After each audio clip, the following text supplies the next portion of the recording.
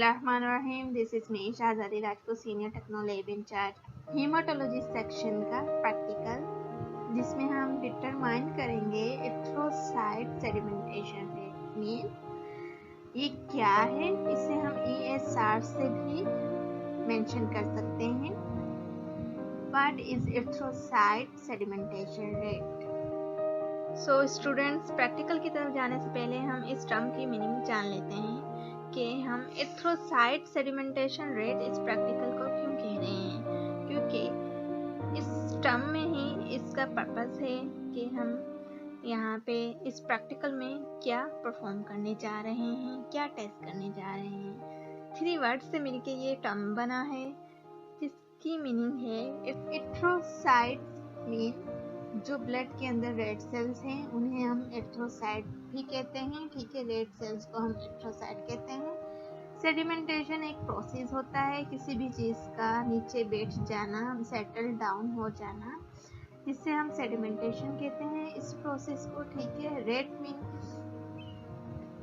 Amount in A giving time, interval time में हम इस प्रैक्टिकल में क्या टेस्ट करेंगे, हमारे ब्लड के अंदर जो रेड सेल्स हैं वो कितनी देर में सेटल डाउन हुए हैं। ठीक है, ESR ब्लड का एक ऐसा टेस्ट है जिसमें हम मेयर करेंगे कि RBCs जो ब्लड सेल्स हैं वो कितनी स्पीड से सेटल होते हैं किसी भी बोतल में या ट्यूब में। अगर हम ब्लड को लेते हैं तो उसमें जो RBCs हैं वो कितनी देर में सेटल हो रहे हैं, नीचे बैठ रहे हैं। नॉर्मली जो है RBCs सेटल स्लोली होते हैं, बट RBCs बहुत स्पीड में बैठ रहे हों तो इसका मतलब है बॉडी में कोई भी इन्फेक्शन या इन्फ्लेमेशन है।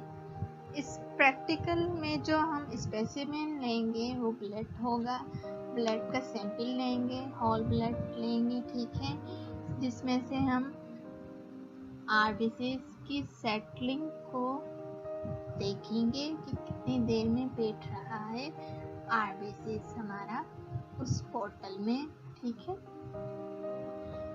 ये क्या है कि पिछली जो प्रीवियस वीडियो थी मैंने वहाँ उन वीडियोस में आप लोगों को डिफरेंस बताए थे कि क्लॉटिंग टाइम में हमने क्या टेस्ट किया था, ब्लड कितनी देर में क्लॉट हो रहा है, और ब्लीडिंग टाइम में हमने क्या टेस्ट किया था कि हमारे जो वेसल्स कट जाती हैं तो कितनी देर तक जो है प्लग फॉर्मेशन हो रही है और ब्लीडिंग रुक रही है, ब्लीडिंग कितनी देर में स्टॉप हो रही है।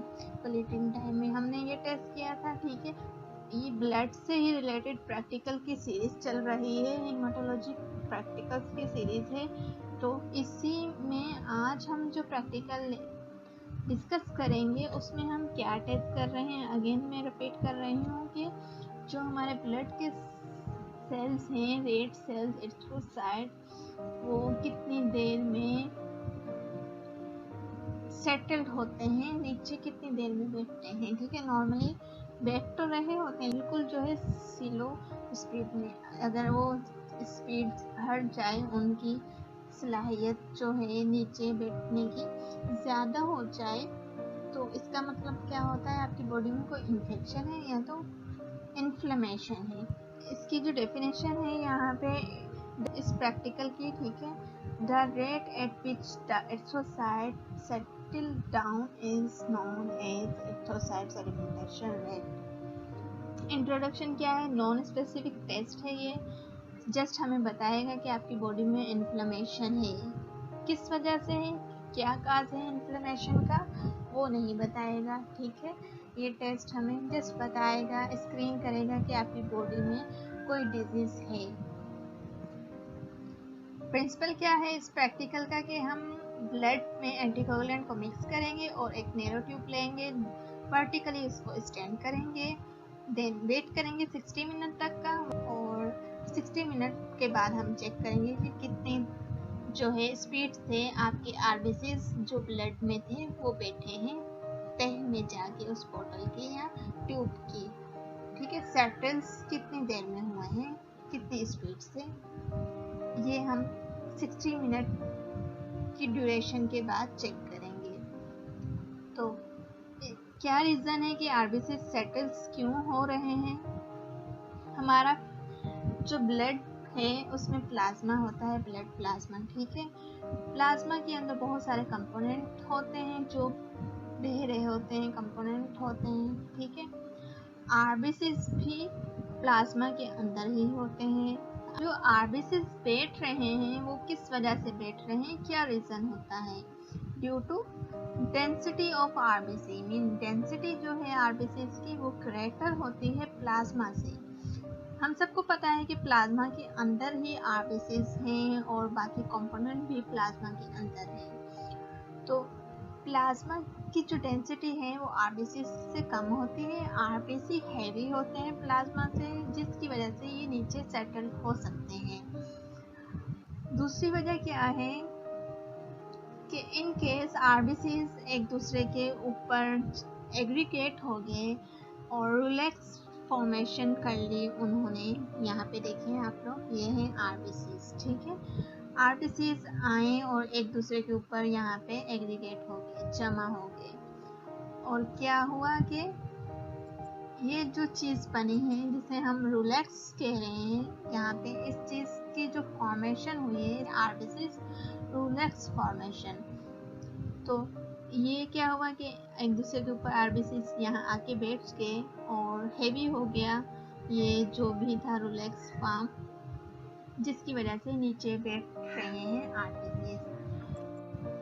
पहली क्या वजह है कि डेंसिटी ज़्यादा होती है प्लाज्मा से। दूसरा, इन केस अगर एग्रीगेट हो जाते हैं आरबीसीज, रिलैक्स फॉर्मेशन हो जाती है, हेवी हो जाते हैं आरबीसीज प्लाज्मा से, तो भी ये नीचे बैठ सकते हैं। मैं यहाँ पे छोटा सा एक डिफरेंस बता दूँ कि एग्लूटिनेशन में क्या होता है, ये जो सेल्स हैं बाइंड तो हो जाते हैं लेकिन सेपरेट नहीं होते, जबकि रिलैक्स फॉर्मेशन में यहाँ ये बाइंड भी हो सकते हैं, एक दूसरे के ऊपर आके बैठ सकते हैं और सेपरेट भी हो सकते हैं। ये डिफरेंस है। ESR परफॉर्म करने के भी 2 मेथड होते हैं। एक मेथड होता है विंड प्रोब, दूसरा मेथड आज जो मैं परफॉर्म करूँगी यहाँ पे वो है वेस्टर ग्रीन मेथड, ठीक है, या तो वेस्टर्जन भी इसे कहते हैं। वेस्टर ग्रीन मेथड से आज हम ESR परफॉर्म करेंगे। वेस्टर ग्रीन मेथड में जो नॉर्मल वैल्यू होती हैं वो यहाँ पे मेंशन की है। इन आवर्स में मीन 60 मिनट के अंदर जो वैल्यू आनी चाहिए वो यहाँ पे आप लोगों को बता देती हूँ कि मेन में 10 मिनट्स होनी चाहिए पर आवर, और चिल्ड्रन में भी 10 मिनट्स होती है, 0 to 10 मिनट नॉर्मली। वुमेन में ज़्यादा होती है मैन से, 0 to 15 मिलीमीटर पर आवर्स, ठीक है। ये ESR प्रैक्टिकल की नॉर्मल वैल्यू है। अगर आपका रिजल्ट आता है टेस्ट के बाद तो इतना होना चाहिए। अगर इनसे ज़्यादा हो जाता है, 15 से ज़्यादा हो जाता है, तो उसकी भी कुछ कंडीशन होती है। अगर कम होता है तब भी कुछ ना कुछ फिजियोलॉजिकल या पैथोलॉजिकल कंडीशंस होती हैं। वेस्टर्न मेथड परफॉर्म करने की जो रिक्वायरमेंट है यहाँ पे हमारे पास, सबसे पहले हमारे पास एक स्पेसिमेन होना चाहिए। Mean specimen mean sample, blood sample होना चाहिए जिसमें हम देखेंगे आरबीसीज कितनी देर में सेटल्स हो रहे हैं बोतल के अंदर। ब्लड से रिलेटेड कोई भी प्रैक्टिकल आप लोगों ने करना है तो सबसे पहले आप लोगों के पास होने चाहिए डिस्पोजेबल ग्लव्स, अल्कोहल स्वाब होनी चाहिए, 5 ml डिस्पोजेबल सिरिंज होनी चाहिए, EDTA ट्यूब, टॉर्निकेट, ठीक है। ये मैं आगे आपको पिक्स में दिखा देती हूँ, परेशान मत हो इन वर्ड से। ये तो थी भाई सैंपल कलेक्ट करने की requirement. Disposable gloves, alcohol swab, 5 ml disposable syringe, EDTA tube और टॉर्निकेट, ठीक है। अब यहाँ पे मेथड अगर हम परफॉर्म करेंगे तो हमारे पास क्या चीज़ें होनी चाहिए, वेस्टर ग्रीन ट्यूब, ठीक है, ट्यूब कह लें या पिपेट कह लें, स्ट्रेट ग्लास ट्यूब होती है, ये 30 सेंटीमीटर इन लेंथ होगी, 2.5 mm इसकी जो है डायमीटर होगी, ग्रेजुएटेड होती है, मीन इस पे लेबलिंग होगी, मार्क लेबल होगा, 0 to 200 mm, ठीक है। स्पेशल स्टैंड होगा इसके लिए। पिपेट को हम वर्टिकली अगर स्टैंड करेंगे तो उसके लिए हमारे पास कोई स्टैंड होना लाजमी है, स्पेशल स्टैंड, जिसे हम वेस्टा ग्रीन स्टैंड भी कहते हैं।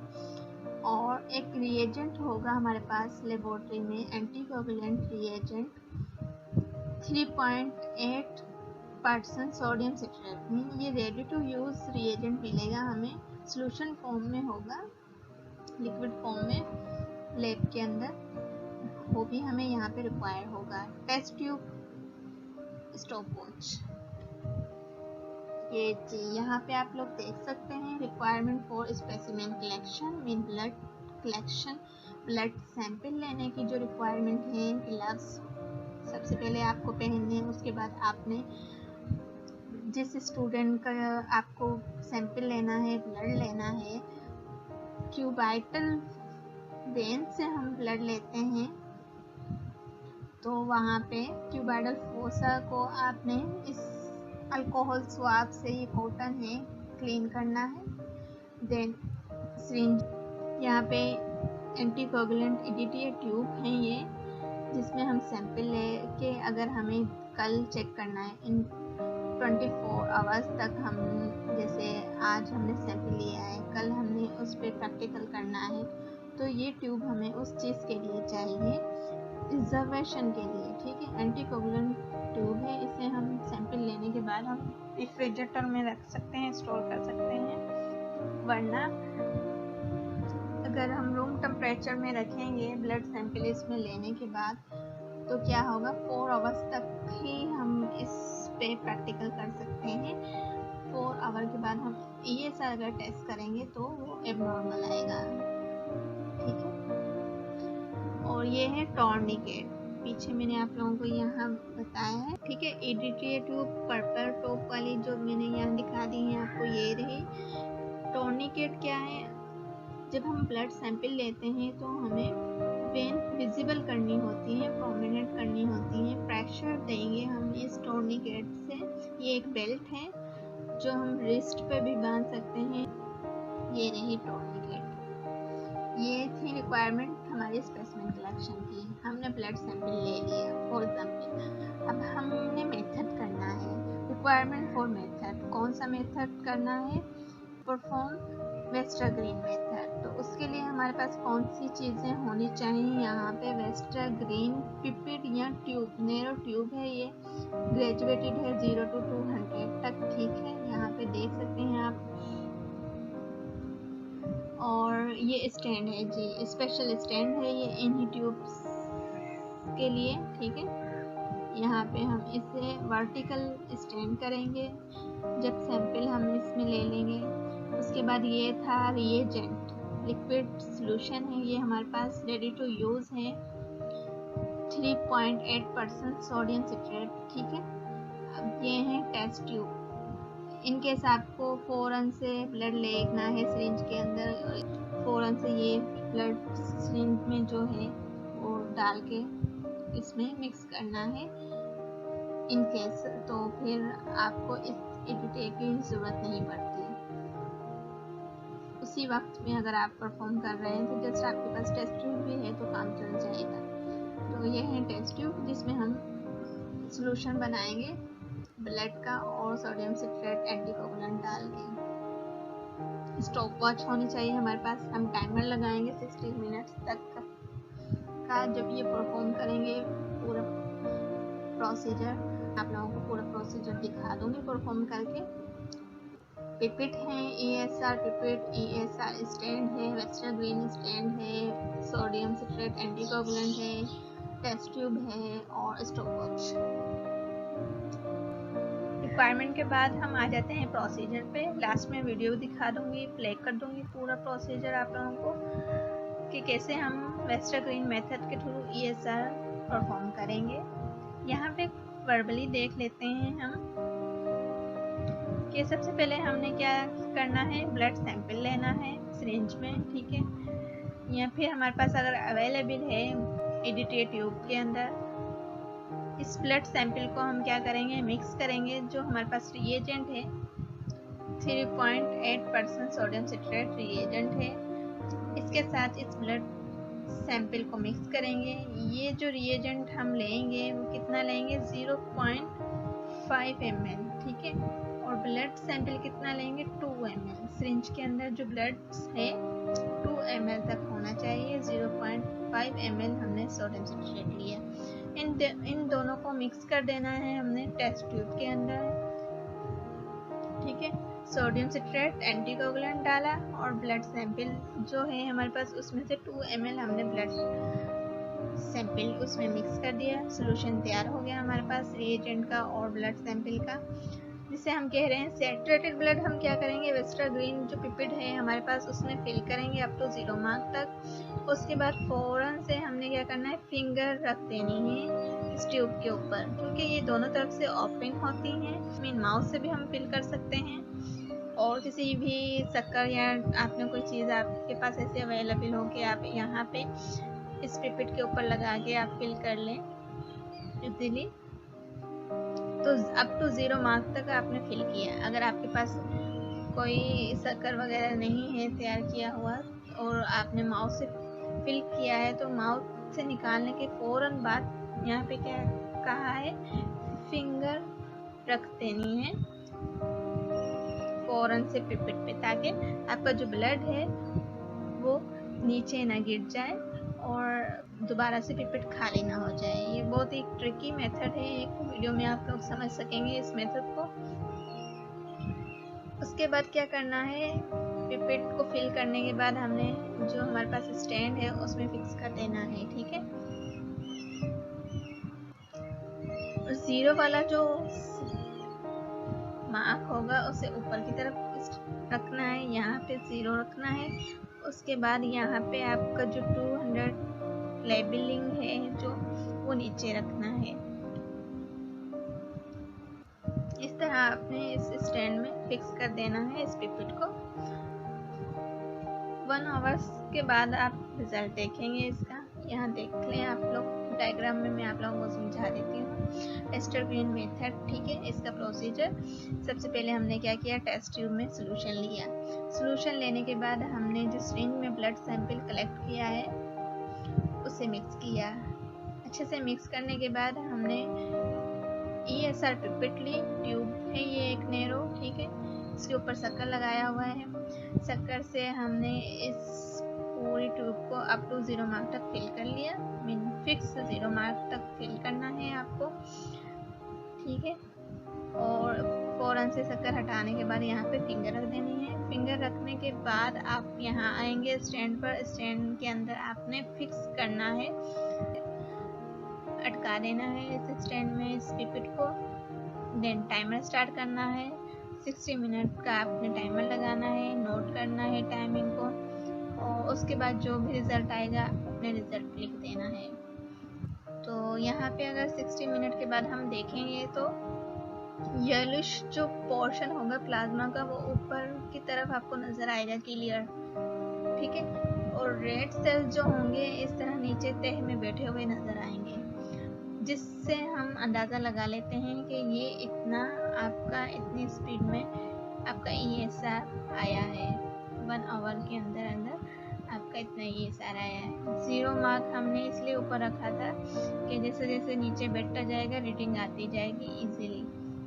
यहाँ देखें, मे भी 40 ESR भी हो सकता है, 30 भी हो सकता है। यहाँ से भी रेड सेल बैठना स्टार्ट हो सकते हैं नीचे।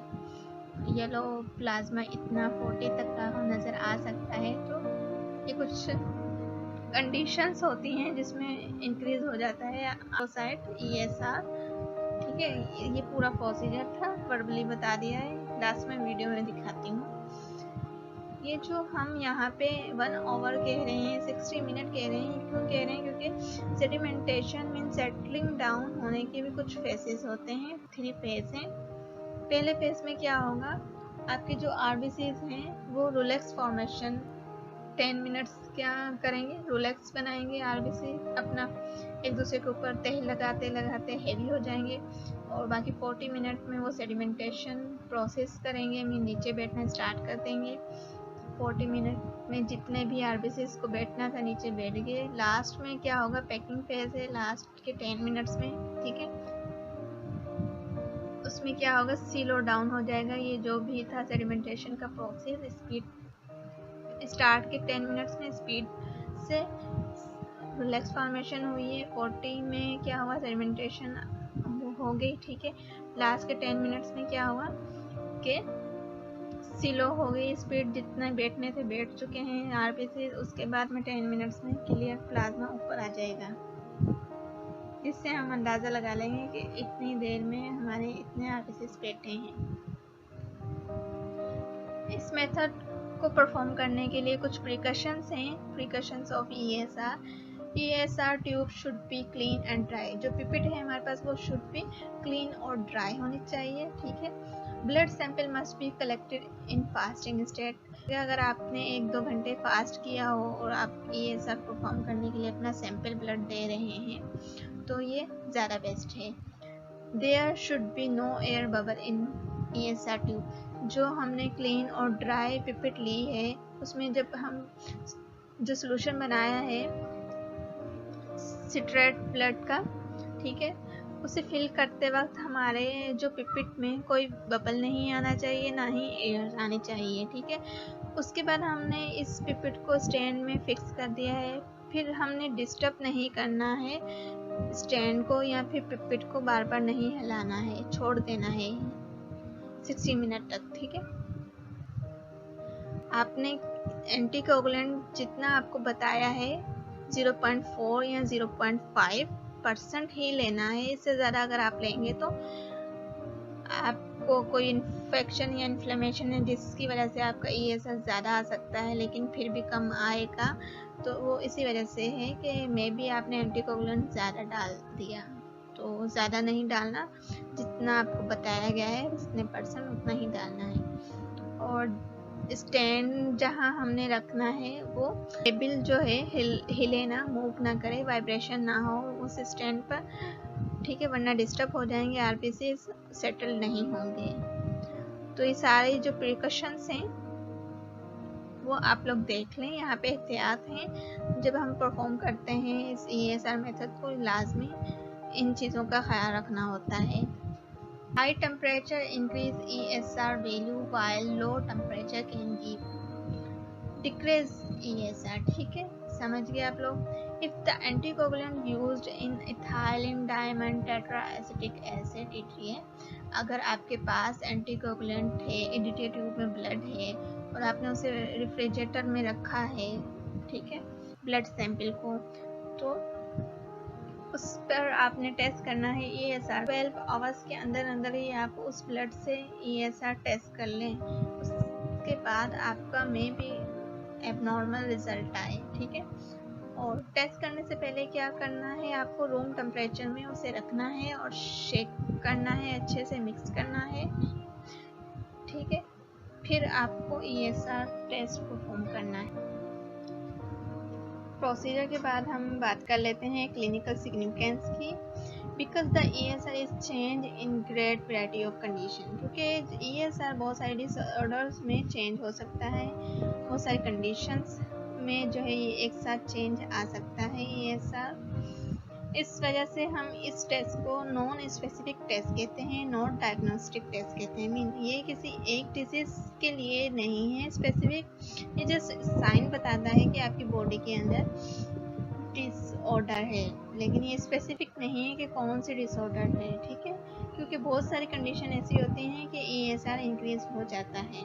अगर आपकी बॉडी में कोई इन्फेक्शन है, कितनी सीवियरिटी है आपकी डिजीज के अंदर, सीवियर कितनी है वो डिजीज या डिसऑर्डर या इन्फेक्शन या फिर इन्फ्लेमेशन, ये बता देगा, एक आइडिया देता है कि आपकी बॉडी के अंदर कोई डिजीज है, कितनी एक्टिविटी है उस डिजीज की, ठीक है। और जब हम ये टेस्ट बार बार परफॉर्म करवाते हैं, अगर कोई ट्रीटमेंट वगैरह चल रही हो इन्फेक्शन या इन्फ्लेमेशन की, तो जितना जितना ESR नॉर्मल होता जाएगा, इससे हम टेस्ट करते हैं कि इन्फ्लेमेशन या इन्फेक्शन ख़त्म हो रहा है। उसके बाद कुछ फैक्टर्स हैं जो डिपेंड करते हैं ESR रेंज पे। Mean factor determining the rate of sedimentation of RBCs. ठीक है, रेट डिफरेंस आ सकता है आरबीसीज में। कौन से फैक्टर हैं, कौन सी चीज़ें डिपेंड करती हैं आरबीसी के रेट्स पर? प्लाज्मा प्रोटीन, एल्ब्यूमिन और फाइब्रिनोजिन एंड ग्लोबुलिन। ठीक है, हमारे ब्लड में जो प्लाज्मा है उसमें कुछ प्रोटीन्स हैं, एल्ब्यूमिन है, फाइब्रिनोजिन है और ग्लोबुलिन है। एल्ब्यूमिन अगर इंक्रीज होती है तो ईएसआर डिक्रीज आता है। ठीक है, इनकेस अगर फाइब्रिनोजिन सपोज ग्लोबुलिन इंक्रीज हो गई तो क्या होगा, आपका ईएसआर भी इंक्रीज होगा। इनकी वजह से क्या होगा कि रूलेक्स फॉर्मेशन होती है आरबीसीज में, हैवी हो जाते हैं आरबीसी, जिसकी वजह से जल्दी स्पीड में बैठना स्टार्ट हो जाते हैं। अगर ये दोनों प्रोटीन फाइब्रिनोजिन और ग्लोबुलिन प्रोटीन इंक्रीज हो जाती हैं तो ये होता है रूलेक्स फॉर्मेशन होती है, जिसकी वजह से आरबीसीज हैवी हो जाते हैं और नीचे बैठना स्टार्ट हो जाते हैं और इंक्रीज आता है ईएसआर। ठीक है, और डिपेंड करता है आरबीसीज के काउंट पर भी। ठीक है, कितने आपके आरबीसीज हैं, इंक्रीज हैं आरबीसी सेल आपकी ब्लड में तो ईएसआर कम आता है। अब कुछ फिजियोलॉजिकल कंडीशन है और कुछ पैथोलॉजिकल। ठीक है, जिनमें physiological conditions mean ESR increase हो सकता है।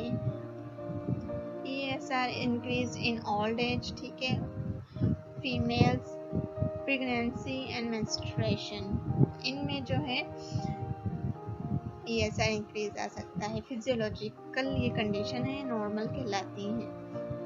ESR is decrease newborn male and high altitude. Pathology factor देख लेते हैं हम कि ईएसआर किन कंडीशन में, किन डिसीज में जो है इंक्रीज हो सकता है। एक्यूट इन्फ्लेमेशन हो बॉडी के अंदर, मैलिग्नेंसी हो, क्रोनिक इन्फ्लेमेशन, ठीक है, जैसा कि टीबी, फीवर है, ठीक है, टिश्यू ट्रॉमा है, ESR is decrease in. Pathological factor कौन से हैं, कौन से डिसऑर्डर हैं जिनमें डिक्रीज आता है आपका ईएसआर रेट? पॉलीसाइथीमिया, ठीक है, hyper viscosity of plasma. Advantages देख लेते हैं हम इस टेस्ट की, इस प्रैक्टिकल की एडवांटेजेस क्या हैं? मोर रिलायबल है एंड गिव्स एक्यूरेट रिजल्ट। अगर मैनुअली हम परफॉर्म करते हैं तो एक्यूरेट रिजल्ट आता है। प्रिकॉशन में आपको बताया कि ओवर एंटीकोगुलेंट नहीं डालना और बबल नहीं आना चाहिए, स्टैंड को रूम टेम्परेचर नॉर्मल होना चाहिए। तो अगर आप प्रिकॉशन पे गौर करेंगे और मेथड पूरा सही से परफॉर्म करेंगे तो जो रिजल्ट आएगा वो एक्यूरेट रिजल्ट आएगा। ये एडवांटेजेस हैं इस टेस्ट की। डिसएडवांटेजेस क्या है? मोर ब्लड इज रिक्वायर्ड। ठीक है, ज़्यादा ब्लड चाहिए होता है, 2 ml तक हमें इस टेस्ट के लिए ब्लड चाहिए। ठीक है, difficult to fill the blood in tube, mouth pipetting में भी हज़ार्ड्स, क्योंकि हम पिपिट दोनों तरफ से ओपन है, वेस्टर्न ग्रीन पिपिट जो होती हैं ओपन होती हैं, जिसकी वजह से हम माउथ से भी सक कर रहे हैं ब्लड को, माउथ से वो उस पिपिट को फिल कर रहे हैं। तो मे भी ये हज़ार्ड भी हो सकती है कि आपके माउथ में ब्लड चला जाए, जिसकी वजह से आपको कोई इन्फेक्शन या डिजीज़ हो जाए। ठीक है, हेपेटाइटिस बी या HIV वगैरह जो भी डिजीज़ हैं ब्लड रिलेटेड, तो इस तरह स्प्रेड होती हैं बॉडी के अंदर, किसी डिसऑर्डर को ट्रांसफ़र कर सकती हैं। ब्लड ट्रांसफर जो डिजीज़ होती हैं HIV या हेपेटाइटिस C, B। ठीक है, अब हम चलते हैं प्रोसीजर की तरफ। उसके बाद में बात करूँगी स्टूडेंट के कुछ फ़ायदे की। वाइवा वॉइस क्वेश्चन कौन से हो सकते हैं इस प्रैक्टिकल में वो डिस्कस कर लेंगे, लेकिन हम पहले क्या करेंगे, प्रोसीजर पूरा देख लेते हैं कि किस तरह ये टेस्ट परफॉर्म होता है। वेस्टर्न ग्रीन मेथड का जो प्रोसीजर है वो देख लेते हैं हम कि किस तरह हम परफॉर्म करेंगे वेस्टर्न ग्रीन मेथड के थ्रू ESR। सबसे पहले हमें क्या करना है, यहाँ पे हमारे पास एक सोडियम सिट्रेट सॉल्यूशन है, रिएजेंट है ये 3.8% रेडी टू यूज़। इससे हम पिक करके यहाँ से लेना है, ठीक है, ऐड करना है टेस्ट ट्यूब के अंदर।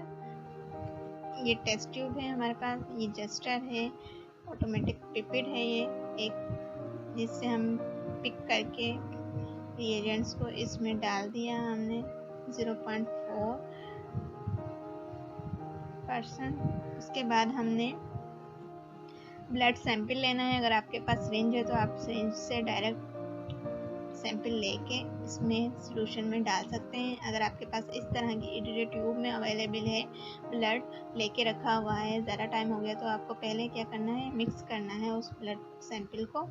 उसके बाद आपने पिपेट से ही, जस्टर से ही इस ब्लड को कितना लेना है, 2 ml ब्लड लेंगे हम।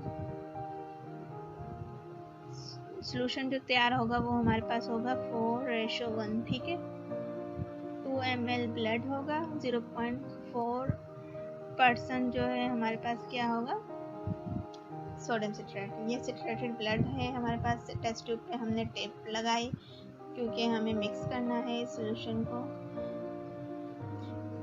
टेप लगाना है तो लगा लें, वरना आपके पास कोई मिक्स कर सकते हैं इसको। उसके बाद हमारे पास ये है जी शक्कर, ठीक है, जो अवेलेबल है लेबोरेटरी के अंदर। अगर आपके पास है तो ठीक है, वरना आप माउस से भी पिक कर सकते हैं, माउस से सब कर सकते हैं। टेस्ट ट्यूब में जो हमने तैयार किया है पिपेट को उसमें डाला। उसके बाद हमने क्या किया, शक्कर को ऊपर रख के हमने ये पिपेट से ब्लड फिल करना स्टार्ट कर दिया है। अप टू 0 मार्क तक हमने ये ब्लड लेना है।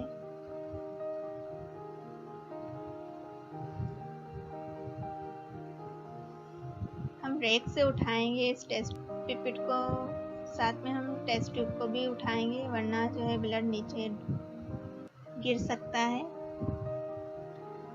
अप टू 0 मार्क तक फिल करना है, ठीक है। ऐसा ऐसा टेस्ट ट्यूब में वापस डाल रहे हैं हम ब्लड। ये जी हमारे पास फिल हो गई है पिपेट। ये SR पिपेट है, ये वेस्टर्न ग्रीन पिपेट है। यहाँ पे एहतियात करना है कि बबल ना आए, कोई एयर ना आए हमारे पिपेट में फिल करते वक्त, ठीक है। उसके बाद हमने ये ESR स्टैंड है हमारे पास, यहाँ पे फिक्स कर देना है इस पिपेट को। 0 वाला जो लेबलिंग का पार्ट होगा पिपेट का वो ऊपर रखना है, और 200 जहाँ लेबलिंग होगी, जो पॉइंटेड एरिया होगा वो नीचे रखना है, ठीक है। एग्जैक्टली हमने इसे फिक्स कर दिया है। अब इसे हम डिस्टर्ब नहीं करेंगे और टाइमर स्टार्ट कर लेंगे। यहाँ पर टाइमर स्टार्ट करने के बाद क्या करेंगे, 60 मिनट का टाइम देंगे, और जैसे ही बजर या ट्यून टाइमर ऑन होगा तो हम आके अपना रिजल्ट नोट कर लेंगे। रिजल्ट कैसे नोट करेंगे कि यहाँ 0 मार्क है, 10 है, 40 है, 20 है, तो येलोइश जो पोर्शन होगा प्लाज्मा का वो ऊपर रह जाएगा, बाकी के RBC नीचे बैठे हुए आपको क्लियर नज़र आएंगे। जहाँ येलो पार्ट जो है प्लाज्मा का एंड हो रहा है यहाँ तक, ठीक है, वो होगी आपकी रीडिंग ESR की, ठीक है, वो नोट कर लेनी है आपको, रिजल्ट में लिख देना है। Thank you so much. ये था प्रोसीजर वेस्टर्न ग्रीन मेथड का। प्रोसीजर हमने देख लिया है। अब हम बात करते हैं कुछ क्वेश्चंस की जो आप स्टूडेंट से पूछे जा सकते हैं वाइवा में, ठीक है। वाई ESR इस परफॉर्म, क्यों हम ESR को परफॉर्म करते हैं, ठीक है। इन्फ्लेमेशन है अगर आपकी बॉडी के अंदर तो हम उसे टेस्ट करने के लिए परफॉर्म करते हैं, एक स्क्रीनिंग मेथड है, ठीक है। What is normal range of ESR, normal range male और फीमेल की डिफरेंट होती है, इन्फेंट बच्चों में भी डिफरेंट है, तो ये आप नॉर्मल वैल्यू याद रख लें। What disease cause high ESR, कौन सी डिजीज हाई करती हैं ESR को, पैथोलॉजिकल कंडीशन जो मैंने बताई हैं पीछे वो देख लें आप लोग। What will happen if ESR is low, क्या होता है अगर ESR लो हो जाता है। What is the principle of ESR, ESR का प्रिंसिपल क्या है, ठीक है। इसमें आप प्रोसीजर बता सकते हैं, इसी वीडियो में मैंने स्टार्ट में बताया है प्रिंसिपल, देख लें। What anticoagulant is used for ESR, why is ESR higher in female, क्यों ज़्यादा होता है मेल से ESR रेट फीमेल के अंदर। ये सारे क्वेश्चन जो हैं आप लोगों से पूछे जा सकते हैं वाइवा के लिए। इनके आंसर इस वीडियो में स्टार्ट में देती आ रही हूँ मैं, आप लोग देख लीजिएगा, नोट कर लें अच्छे से। Thank you so much for watching. Next video में आप लोगों के लिए लेके आऊँगी नेक्स्ट प्रैक्टिकल, ठीक है। होप आप लोगों को समझ आ गया है। अगर समझ आ गया है तो लाइक करना मत भूलिएगा। कमेंट में कोई क्वेश्चन हो तो पूछ सकते हैं आप लोग, स्पेशली मेरे स्टूडेंट, ठीक है। नेक्स्ट वीडियो में लेके आऊँगी मेथड ऑफ ब्लड सैम्पलिंग, ठीक है। Thank you so much for watching.